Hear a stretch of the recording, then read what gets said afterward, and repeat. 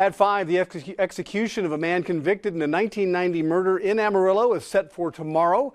Lindsay Steiner has a timeline in the case of Brent Ray Brewer. Lindsay?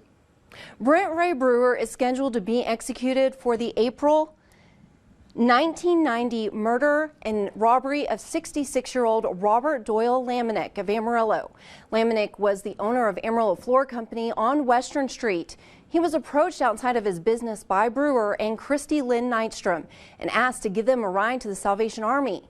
Now, while in the car, Brewer stabbed Lamanick to death.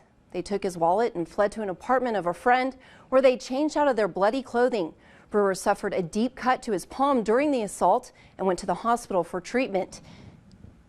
He and Nystrom fled to Red Oak, Texas, where they were arrested on May 8th in 1990.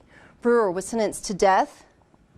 A year later, in 1991, Brewer's original sentence was overturned in 2007, reducing his sentence to life in prison. However, he was back in court for a retrial just 2 years later in 2009 and a new sentencing. In this trial, the state presented many of the same witnesses and evidence as the first capital murder trial. However, this time, Nystrom agreed to testify and gave a first-hand account of the killing, which contained details the 1991 jury did not hear. And for the second time, the jury agreed to the death penalty.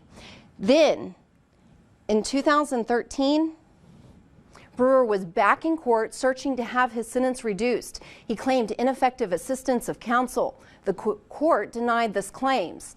Then, in 2020, nearly 30 years after the murder, he filed another amended petition, again claiming ineffective assistance of counsel. The court again rejected these claims, and then in April,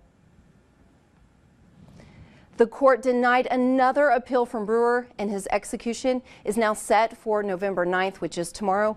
Nystrom is currently serving life in prison for her role in the killing.